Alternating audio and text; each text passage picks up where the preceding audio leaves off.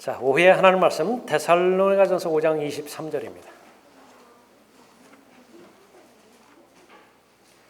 화평의 하나님 바로 그분께서 너희를 온전히 거룩하게 하시고 너희의 온 영과 혼과 몸이 우리 주 예수 그리스도께서 오실 때까지 책망할 것이 없게 보존되기를 하나님께 기도하노라.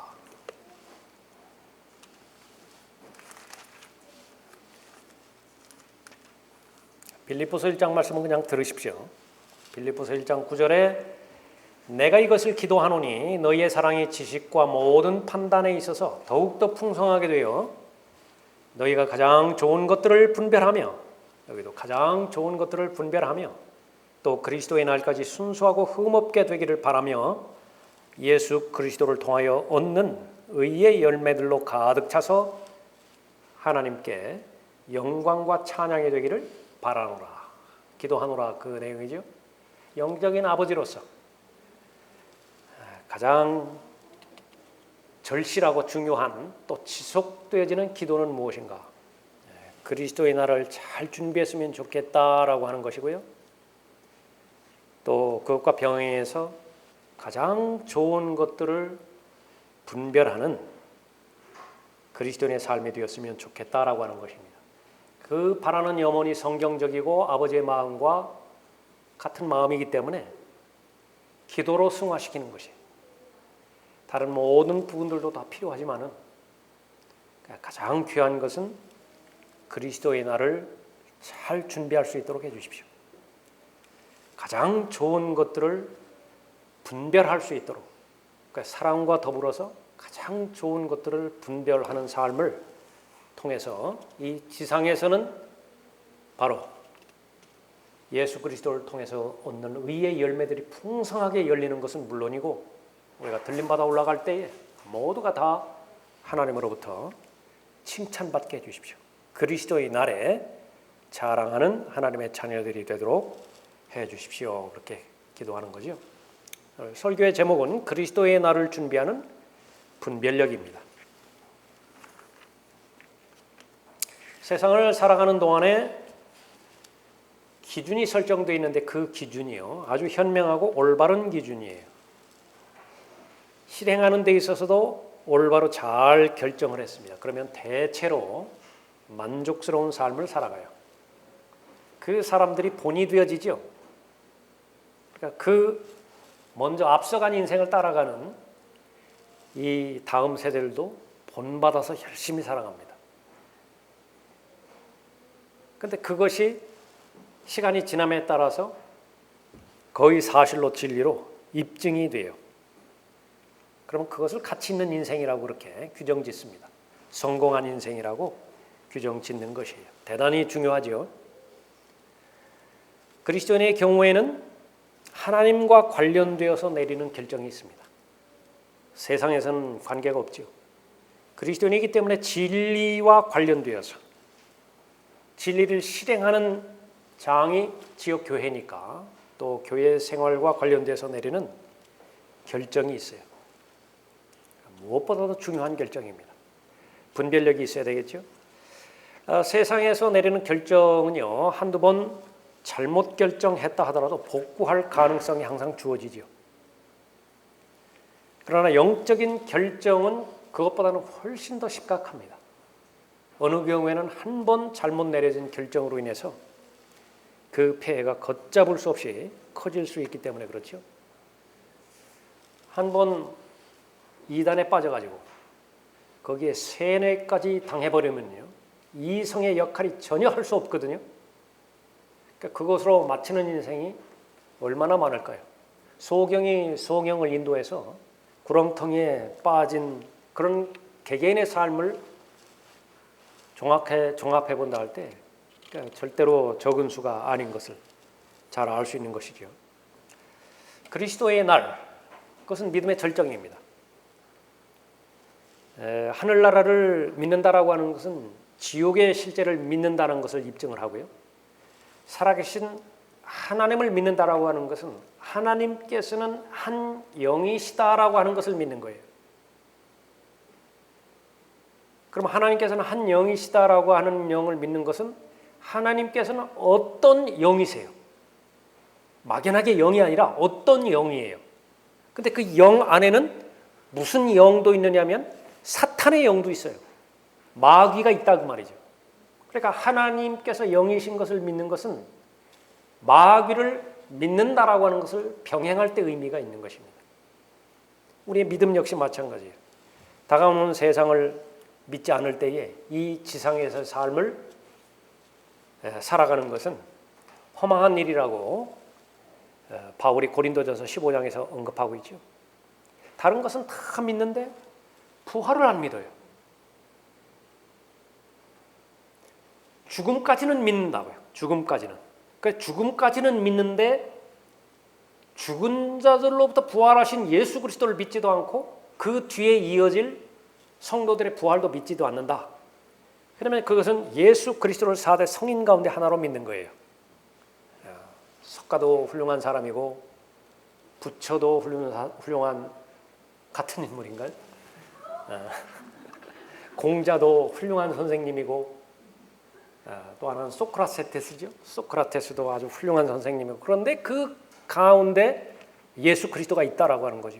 그러니까 나름대로 만족스러운 삶을 살아갈 거예요. 그러나 성경의 결론은 하나입니다. 헛된 거예요. 오직 이 생뿐이라고 한다면, 믿음의 전체가 다 이 생뿐이라고 한다면 그것은 헛된 것이라 언급하고 있습니다. 그리스도의 날은 그러기 때문에 그리스도인에게 있어서 너무나 중요한 날입니다. 수고에 따른 보상이 따르는 날이죠. 열심히 수고를 했어요. 근데 그 수고는 성경적이죠.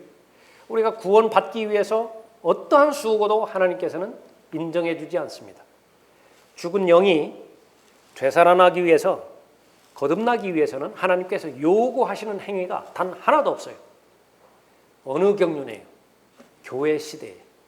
교회 시대에는 어떠한 행위도 구원에 참여할 수 없습니다.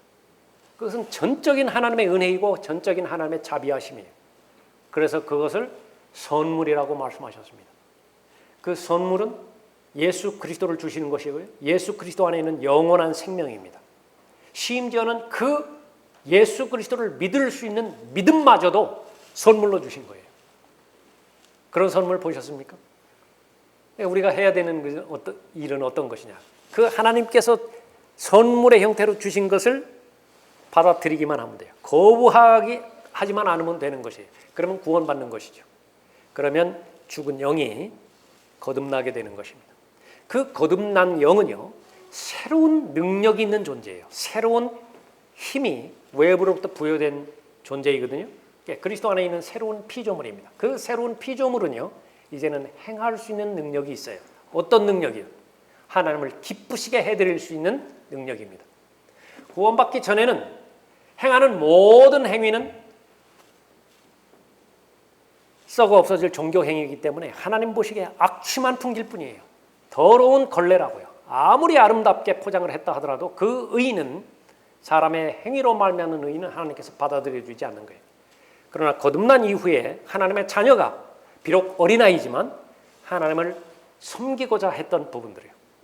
많은 행위들이 있죠. 많은 섬김들이 있죠. 정작 오늘만 한다 하더라도 시간을 하나님 앞에 드리잖아요. 먼 곳에서 또 오셔야 되잖아요. 이 경배라고 하는 행위를 통해서 하나님을 경배드리죠. 모든 부분들이 다 섬김이에요. 그것으로부터 시작해서 이제 하나님께서 여러분에게 은사를 주셨을 때에 그 은사를 활용하죠. 사용하죠. 그러면 이제 개발이 된다고.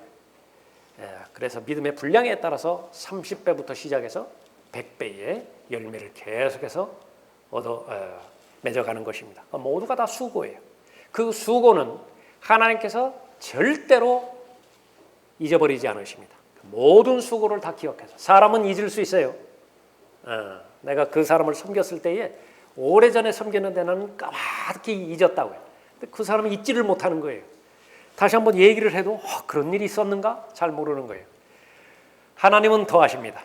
하나님은 절대로 잊지 않으시고 가장 작아 보인다 하더라도 그것이 무슨 수고였겠는가?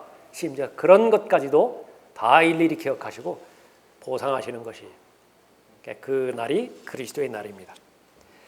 또한 그와 병행해서 무책임에 대한 책망도 듣는 날이에요. 하나님의 피로 사신 교회는요, 점도 없고 흠도 없이 온전하게 되어진 상태에서 어린 양의 혼인식으로 들어가죠. 요한계시록 19장에서. 그러니까 우리가 하늘나라에 대해서 오해하고 있는 여지가 있습니다. 다가오는 천년 왕국에 대해서도 오해하고 있는 여지가 있어요. 이 지상에 세워질 천년 왕국에 구원받지 못하는 사람도 들어갑니다. 천년 왕국에서 살다가 지옥에 갈 사람도 있어요. 현실이에요, 현실. 아무리 잘 사는 선진국이라 하더라도 빈익빈 부익부는 엄연하게 실존하는 실존이에요. 가진 사람은 엄청나게 많이 가지고 있고 없는 사람은 양식조차 구하기 힘들어서 걸식하고 있다고요. 그것이 세계에서 인정해주는 선진국가에서도 존재하는 것입니다. 천년왕국에서는 더 심해요. 가장 극심한 빈익빈 부익부 상태를 경험하는 것이 천년왕국일 거라. 극히 소수의 사람들이 전상을 다 휩쓸 것이라고. 예를 들어서 바울과 같은 사람이. 거의 대부분의 많은 그리스도인이라고 하는 사람들은요, 아무것도 없어요. 그러니까 뭐만 있는 거냐? 영원한 생명만 지니고 있어요. 변화된 몸만 지니고 있습니다. 그 변화된 몸이 거하는 집, 그 세계, 거의 그 정도예요. 그리고 아무것도 없어요. 통치권도 없고 상속권도 없고. 그것이 잘못 알고 있는 하나님의 나라라든지 천년 왕국이죠. 이는 그가 교회를 말씀에 의한 물로 씻어 거룩하게 하시고 깨끗게 하사 자기 앞에 영광스러운 교회로 나타내서 점이나 주름진 것이나 또는 그러한 것들이 없이 거룩하고 흠없게 하려 하심이니라. 에베소서 5장 26절 이하의 말씀인데, 영광스러운 교회로 나타내셔서라고 말씀하고 있거든요. 그러니까 영광스러운 교회가 드러나는 때가 있어요. 언제입니까? 그리스도의 날이에요.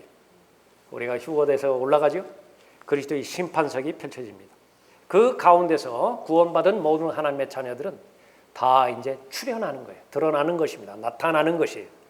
그 가운데서 점이나 주름진 것을 잡는 부분이 있다고요. 구원에 대해서는 절대로 다루지 않습니다. 이미 구원받은 존재들이에요. 하나님의 영원한 생명을 소유한 하나님의 아들들입니다.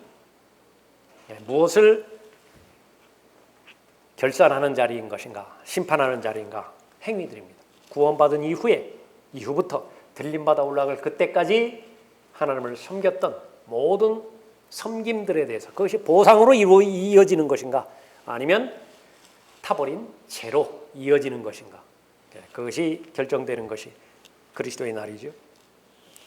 그리스도인이라고 하면 어떤 일에도 책망받을 것이 없이 자신을 잘 보호를 해야 됩니다. 그래서 그리스도의 날에 책망받을 것이 없게 잘 보존돼야 되는 것이죠. 23절 펴져 있죠? 다시 한번 보십시오. 화평의 하나님 바로 그분께서 너희를 온전히 거룩하게 하시고 너희의 온 영과 혼과 몸이 우리 주 예수 그리스도께서 오실 때까지 책망할 것이 없게 보존되기를 하나님께 기도하노라. 이 목적을 실행하기 위해서 여러분은 건강과 체력이 필요하고요. 여러분의 재정 상태가 안정이 되어야 되고요. 또 여러분의 실제 매일매일에서의 일터에서의 삶이 필요한 것이라고. 그러니까 목적은 바로 데살로니가전서 5장 23절을 이루기 위해서 필요한 것입니다. 분별력이죠. 다른 것은 없다 하더라도 분별력은 반드시 소유할 수 있어야 됩니다.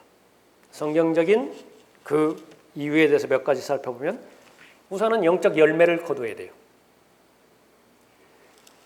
우리를 알기 쉽게 정체성을 설명해 주신 것이 포도나무에 붙어있는 가지라고 말씀하셨죠. 제일 쉬운 그림이에요.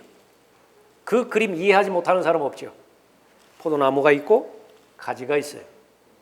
아버지 하나님은 농부십니다. 열매를 맺게 하기 위해서 필요로 하는 것은 모든 것을 다 허락해 주셨어요. 심지어요, 가지를 접붙여 주기까지 했잖아요. 아버지 하나님께서. 원래는 야생 포도를 맺어야 된다고요. 원래는 돌 올리브를 맺어야 된다. 그러니까 아무짝에도 쓸모없어요. 무익한 인생이라고요. 하나님의 생명으로부터, 하나님의 원천으로부터 분리가 됐잖아요. 어디다 써요 그거? 불쏘시개밖에 쓸 게 없다고요. 불태우는 그 돌 올리브에서 가지를 꺾어가지고요. 야생 포도의 그 가지에서 꺾어가지고서 참 올리브나무예요. 참 포도나무예요. 접붙여준 거예요. 언제 그랬죠? 여러분이 개인의 구주로 예수 그리스도를 영접할 때 성령 하나님의 역사에 의해서 그렇게 되신 거예요. 그 전에는 목적이 없이 하루하루 살아갔다고요. 인생에 출연을 했는데 무슨 목적으로 이 인생을 살아가는 것인지 몰라요. 단 하나라고요. 넓은 길로 걸어가면 그나마 만족을 하는 거예요. 많은 사람이 가는 길을 갔다고요. 세상의 풍조예요, 그것이. 그러니까 세상의 풍조에 함께 있을 때는 좀 안심이 되고요. 세상의 풍조에서 벗어나면 몹시 불안하다고요. 그런 생을 살다가 이제는 세상과 다르게 살 수 있는 자신감을 하나님께서 허락해 주셨어요. 좁은 길로 표현된 길이지요. 그냥 좁다 뿐이에요. 수가 적다 뿐이에요. 어렵다는 말이 절대로 아닙니다. 오히려 마태복음 11장 28절의 말씀에 의하면 그것만큼 쉬운 것이 없어요. 왜냐하면 짐을 들어주시잖아요. 짐을 함께 져주시잖아요. 세상은 몸의 안식은 줄지 모르지만은요, 혼의 안식은 보장해 주지 못합니다. 그러나 예수님께서는 혼의 안식을 보장해 주시는 분이세요. 실제 삶 가운데서도 어려움 당하지 않도록 하나님께서 인도해 주실 뿐만 아니라 혼의 안식까지도 보장해 주시는 것이죠. 우리는 가지예요. 가지의 목적은 하나밖에 없습니다. 그러니까 열매를 맺는 것입니다. 포도나무 가지는 이렇게 하늘을 향해서 이렇게 가지가 뻗어나가야 되겠죠. 근데 무언가 잘못돼 가지고 땅을 기어다니고 있어요. 막 흙 속에 파묻혀 가지고 곰팡이 핀 그런 부분도 있고요.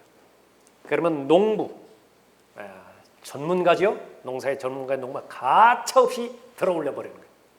그러니까 들어 올려 가지고 다 털어버리고 받쳐주고 가지치기도 하고 그렇게 해서 반드시 열매 맺게 간섭하시고 인도해 주시는 것이죠. 그러니까 성령 하나님의 인도함을 따라서 성령의 아름다운 열매를 맺게 해 주시는 것입니다. 우리가 해야 될 일은 무엇이죠? 인식하는 거예요. 분별하는 것입니다. 나는 누구인가? 제일 먼저 나는 가지임을 인식할 수 있어야 돼요. 하나님 앞에서 나는 누구인가? 내가 지금 병을 앓지나요? 특히 어려운 것 가운데 하나가 정신질환인데, 정신질환을 고칠 수 있는 제일 첫 번째는 의사들의 용어로 말한다면 병식이래요. 병식. 내가 지금 비정상적인 상태에 있구나. 그럼 치료 가능한 거예요. 그런데 그 병식이라고 하는 인식을 갖기 전까지는요, 치료는 영원해요. 너무 힘들어요. 영적인 열매를 거두기 위해서 우리는 분별력을 잘 가질 수 있어야 되는 것입니다. 그리고 그 분별력이 없으면 하나님의 나라를 위해서 전혀 쓰임받을 수 없습니다. 목적을 가지고 태어났음에도 불구하고 다시 재창조되었음에도 불구하고 그 목적대로 쓰임받지 못하는 것이죠. 진정한 감사는 하나님으로부터 쓰임받는 영광이에요. 그 영광에 참여할 때 진정으로 감사하는 거예요. 존재 자체로부터도 감사하지만은 내가 하나님으로부터 쓰임을 받아요. 정말 최고의 영광입니다. 최고의 가치를 지니고 의미 있는 삶을 살 수 있기 때문에 그렇죠. 조금 전에 살펴본 그리스도의 날을 잘 준비하기 위해서 분별력이 필요합니다. 또 이 분별력을 갖추지 못했을 때에 열매를 맺지 못하는 그 선에서 그치는 것이 아니라 패배당해요. 열매를 맺지 못한다라고 하는 것은 자신의 상태가 육신적이다, 그것을 말하는 것이거든요. 육신적인 상태에서는 하나님께서 반드시 책망이나 권고의 말씀을 통해서 원래의 상태로 바로잡아 주실 것이라고요. 그런데 고집을 부리죠. 그럼 하나님께서 할 수 없이 징계의 매를 드실 수밖에 없어요. 하나님의 사랑의 표현입니다. 하나님은 징계를 내리실 때에 나를 사랑하지 않는 것이 아니라 하나님의 사랑에는 변화가 없어요. 한 번 사랑하시면 끝까지 사랑하시는 것이에요. 그러나 하나님께서 원하시는 것은 성숙한 그리스도인으로서 영적 분별력을 가짐으로 해서 징계가 필요 없는 하나님의 자녀의 상태를 살기를 원하는 것이죠. 패배당하면 어떻게 됩니까? 마땅히 걸어가야 되는 사람이 돼요. 멈추어 있는 사람이 아니에요. 걸어가는 사람이죠. 성령과 동행하는 사람입니다. 성령과 함께 걸어가는 사람이죠. 행하는 사람이죠. 하나만 하면 돼요. 성령의 생각과 동의하면 됩니다. 그러나 육신적인 생각으로 무장되어지면 성령을 즉각적으로 반목하게 되어 있어요. 서로 천적입니다. 천적. 할 수가 없어요. 그러면 육신의 길을 걸어가게 되어지죠. 하나님께서 중단시키고 영적으로 걸어갈 수 있도록 하나님께서 징계하는 것입니다. 지속적으로 육신과의 전쟁에서, 세상 풍조와의 전쟁에서, 마귀와의 전쟁에서 패배당하는 것이에요. 또 하나 맡겨주신 것은 영적 전쟁을 맡겨주셨죠. 그 목적은 뻔하죠. 분명하다고요. 이미 하나님께서 승리를 해놓으셨는데 그 승리의 결과 전리품들을 취하라라고 하는 것입니다. 내가 해야 될 일은 무엇이에요? 그 전리품들이 있는 곳까지 내가 걸어가서 취하면 돼요. 그거밖에 없다고요. 승리는 이미 행해 놓으셨다고요. 그런데 영적으로 그 전쟁을 이미 승리해 놓은 전쟁이라 하더라도 패배한 거예요. 하나님의 전신 갑옷을 입지 않았기 때문에 그렇죠. 그 장비로 말하면 흠이 없어요. 아무리 물결이 세다 하더라도 물이 침투되지 못해요. 안경도 마찬가지입니다. 잘 보이는 안경이고요. 등에 맨 산소통 역시 마찬가지예요. 아주 풍부하게 산소가 공급이 될 수 있다고요. 아무리 깊이 다이빙을 한다 하더라도 깊이까지 들어갈 수 있다고요. 자유자재로 내가 움직이는 거예요. 예. 그러나 조건은 입어야 되죠. 그 장비를 무장해야 돼요. 장비를 입어야 된다고. 장비를 입지 않고 바다에 들어가면 구원받지 않은 것과 똑같아요. 똑같은 삶을 살 수밖에 없는 것입니다. 에베소서 6장 10절 이후에서 하나님의 전신 갑옷이 계속 계시가 되었죠. 그 하나님의 전신 갑옷 가운데서 불필요한 것은 아무것도 없어요. 반드시 필요한 부분이기 때문에 하나님의 말씀으로 잘 채우는 것입니다. 하나님의 말씀, 은혜의 말씀이죠. 하나님의 말씀, 예언의 말씀이죠. 하나님의 말씀은 그리스도라는 지식의 말씀이죠. 모든 부분들 다 필요한 하나님의 말씀이에요. 그 부분으로 잘 무장했다라고 한다면 이제는 하나님과 동행하는 가운데서 승리의 삶을 잘 싸울 수 있습니다. 분별력을 가지면 그런 특권을 부여받게 되는 거예요. 그런데 그 분별력이 없죠. 그 갑옷 중에서 일부는 분실해버렸어요. 요즘은 그런 보급품 잃어버리는 군대 없겠죠. 풍부해서. 있다 하더라도 이거 어디에 쓰는지도 몰라요. 어떻게 쓰는 방법도 모른다고요. 성경을 가지고 있긴 있는데 적이 공격할 때에 소총으로 대비를 해야 되는데 미사일 찾고 있다고요. 지금. 사용하는 부분에 대해서도 전문적으로 잘 알지도 못하는 것입니다. 그렇기 때문에 그리스도인의 삶은 소극적이 될 수밖에 없습니다. 라오디케아 시대의 이 성도의 수준이라고 하는 것은요, 점점 떨어질 대로 떨어져서 하나님 앞에 경배 모임들이죠. 하나님 앞에 드리는 11조 헌금하죠. 대단한 믿음으로 알아요. 그 두 가지 하면은요, 아주 대단히 잘 믿는 것으로 아는 거예요. 그러니까 그런 지경까지 오게 된 것이 이 라오디케아 시대의 교회의 폐해인 것입니다. 영적 열매가 없으므로 영적 설명이 없죠. 영적인 성장이 없는 것입니다. 왜 분별력을 소유해야 되는 것인가? 그리스도의 날을 잘 대비하기 위함인데 지금 매일매일 하루하루 살아가는 데 있어서도 그 필요가 분명히 명백해지는 것입니다. 무엇을 분별해야 될 것인가? 분별력 하는데 도대체 무엇을 분별해야 되는 것인가? 오늘 본문 말씀에 따라서 영과 혼과 몸 세 가지 부분에서 분별력이 필요하죠. 오늘은 영에 관련된 분별력만 살펴보고 나머지 부분에 대해서는 다음 시간에 하도록 하겠습니다. 제일 먼저 영에 관련된 일을 분별할 수 있어야 됩니다. 제일 첫 번째로 중요한 위치를 차지하는 것은 성경이에요. 성경의 목적은 교육입니다.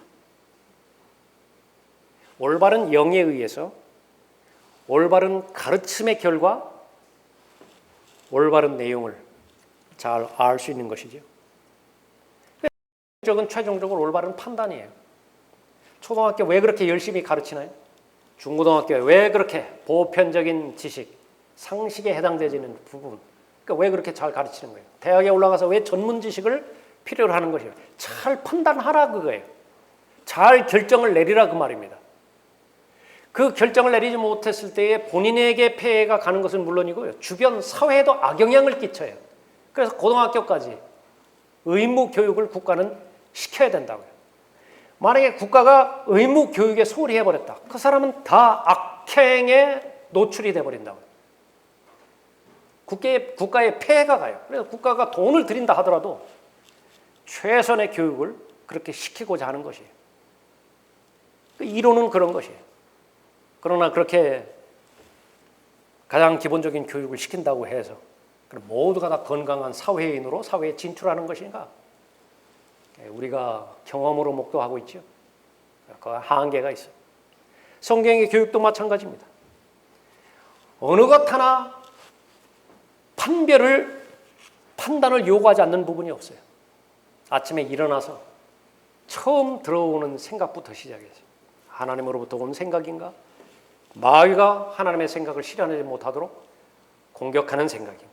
공격을 하는 생각인가? 내 육신의 발로에서 나온 육신적인 생각인가? 판단해내야 되는 거예요. 결정하는 것이라고요. 요즘은 진리, 절대 진리가 없는 시대이기 때문에 느끼는 대로 생활하는 거예요. 느끼는 대로. 그것이 사람들에게 최종 권위가 됐어요. 이성을 내버린 지는 오래가 된 것입니다. 조금 전까지만 한다 하더라도 어른이라고 한다면요, 그 이성의 능력으로, 이성의 힘으로 통제할 수 있는 사람을 어른이라고 그랬다고요. 남의 것 탐나죠. 가져오면 안 돼요. 그거 통제해야 돼요. 그럼 도둑이라고요. 이웃집 여자잖아요. 그거 내가 가져오면 안 돼요. 그거 간음이라고요. 그거 통제를 해야 돼요. 근데 지금은 그 통제를 하는 것, 그래서 세상 전체가 하나가 되어서 다 걷어내버렸어요. 느껴지는 대로 하라고요. 가지고 싶은 대로 갖고, 하고 싶은 대로 하고, 취하고 싶은 대로 하라고요. 간음죄니 간통죄니 음행이니 이런 것들은 사회 규례가 얽매여 놓은 굴레라는 거예요. 다 걷어치라는 거예요. 자유롭게 살라는 거예요. 남자의 몸과 남자의 섞이는 것은 절대적인 악이에요. 속에서 그렇게 작은 호기심부터 시작해서 그걸 방치할 때 아주 통제할 수 없는 힘이 그것을 눌러버린다고요. 그렇게 하라는 거예요. 그거는 통제해야 된다고요. 통제해야 어른이에요. 그 통제 못하면 어린아기라고요. 근데 모두가 다 거기서 이탈돼서 성경적 기준을 다 내던져버리고 하나님의 역사하심과 존재하심, 그것을 다 거부해버린 결과 어떻게 된 것입니까? 모두가 다 성경과는 무관하게 짐승의 삶을 살게 되어지는 것이에요. 그냥 짐승처럼 사는 거예요. 짐승처럼 소화하고, 짐승처럼 배설하고, 짐승처럼 자기 본능 위주로 그렇게 살아가는 것이에요. 그럼 가장 짐승처럼 살았던 사람을 가장 잘 살았다라고 평가해 주는 거예요. 교육은 올바른 판단을 내릴 수 있게 해주는 체계를 이해시키는 것을 말하는 것입니다. 하나님의 말씀인 성경, 그러니까 역시 마찬가지예요. 고린도전서 2장 9절에서 왜 사람이 거듭나야 되는 것인가? 왜 하나님의 영의 인도함을 받아야 되는 것인가? 영에 관련된 일을 잘 판단할 수 있도록 하기 위해서 해야 되는 것입니다. 예수님은 선한 목자로 오셨죠? 그 선한 목자를 대체할 수많은 삭군 목자가 현실적으로 존재하고 있다고요. 예수님 오시기 전에도 마찬가지였고요. 예수님 당시에도 마찬가지였고, 예수님 승천하신 이후에 말할 것도 없다고요. 구분해내야 되죠. 어떻게 구분해냅니까? 영에 관련된 일이에요. 나는 선한 목자의 인도함을 받고 있는 것인가? 아니면 가장한 삭군 목자의 거짓에 속고 있는 것인가? 본인만 피해를 입는 것이 아니라 주변의 모든 사람들에게 큰 해를 끼치는 것입니다. 바울의 경우가 그랬어요. 바울이 절대적으로 자신이 믿는 것이 옳다라고 미혹당했었던 것이죠. 마귀의 영, 거짓 영의 속임을 받았던 것입니다. 하나님의 은혜 가운데서 예수 그리스도를 만났죠. 하나님의 진리의 말씀을 깨달아서 알았기 때문에 하나님의 사람이 되었던 것입니다. 그 분별력을 잃어버리면 하나님의 뜻을 알지 못하죠. 하나님의 뜻을 알지 못하면 어쩔 수 없어요. 어리석은 삶으로 마감을 해야 되는 것입니다. 마태복음 16장 2절 이후에서요. 바리새인들과 사두개인들이 예수님 보고 표적을 요구했다. 하늘로부터 온 표적을 좀 달라고. 그러니까 예수님께서 뭐라고 말씀하셨습니까? 저녁이 되면 너희는 하늘이 붉으니 날씨가 좋겠구나라고 말하고, 또 아침에는 하늘이 붉고 찌푸리니 오늘은 날씨가 굳겠구나 하나니. 나름대로 전체 상황을 놓고 분별력이 있었다, 그것을 인정하시는 것입니다. 그것이 의미가 있어야 되잖아요. 오 너희 위선자들아, 너희가 하늘의 현상은 분별할 줄 알면서도 시대의 표적들은 분별할 줄 모르느냐. 여러분에게 한번 적용시켜 보십시오. 지금 몇 달에 걸쳐서 어려움 당하고 있죠. 코로나 이후의 생활 방식이 어떻게 된다라고. 여러분의 관심이 없는 사람은 없을 거예요. 실업 대란, 미국에서만 한다라도 실업자 수가 3,500만 명을 넘어섰어요. 우리나라 전체 인구가 5천만 명에 입각해 볼 때 한 나라가 그냥 다 거지가 돼버린 것이라고요. 앞으로 계속돼요. 미국의 상황이 그런데 대한민국은 어떻겠어요? 대한민국은 어떻게 했느냐? 실업 대란 이후에 세계 경제에 대해서 사람들 다 관심을 가지고 있다. 그러나 이 시대의 표적은 어떻습니까? 성경의 예언대로 그대로 하나도 어김없이 착착 들어맞아 가고 있는 이때에 성경 한 복판에 서서, 중심에 서서, 성경에 예언된 예언의 말씀은 사람의 말로 기록된 것이 아니라 하나님의 말씀으로 그렇게 기록된 것이기 때문에 그대로 되는 것이구나. 우리가 예상하기로는 그냥 이 직선을 통해서 평균적으로 세상이 변화될 것으로 생각했지만은요, 어느 구간에 와서는요 그냥 위로 치솟아 올라버리잖아요. 기하급수적으로 변화버리잖아요. 누가 이 코로나 사태를 예상했겠어요? 이 민주화된 사회에서, 다 각 개개인의 인권을 그렇게 보장해주는 사회에서 국가 권력이, 국가 권위가 교회를 이런 방식으로 통치할 줄 누가 알았겠어요? 그래도 다 수긍하잖아요. 교회 자체가 우선적으로 수긍한다고요. 통치해달라고. 그림이에요. 하나의 그림일 뿐이라고. 그리스도의 날은 현실입니다. 시대의 표적. 분별력이 있는 상태에서 잘 구분할 수 있어야 되겠죠? 무엇을 분별할 것인가? 영에 관련된 일을 반드시 분별해야 됩니다. 그러니까 하나님께서는 여러분 한 사람도 예외 없이 모두가 다 구원받은 하나님의 자녀로서 들림받아 올라가 그리스도의 날을 맞이할 때에 혼에 있어서나 영에 있어서나 몸에 있어서 어떠한 부분에 있어서도 책망받을 것이 없기를 원하시는 것이, 그 목적으로 변개되지 않은 한글 킹제임스 성경도 주셨고요. 그 성경을 실현할 수 있는 지역교회도 허락해 주셨고, 그 목표를 함께 이루고자 하는 동역자들도 허락해 주신 것이 성령 하나님께서 내주하셔서 성령 하나님의 인도하심 가운데서 진리의 여정, 생명의 새로운 길, 그것을 계속해서 제시하시고 그 길을 걸어가게 하시는 것입니다. 염원은 분명하죠? 그리스도의 나라에 여러분 모두가 다 자랑하기를 원하는 것입니다.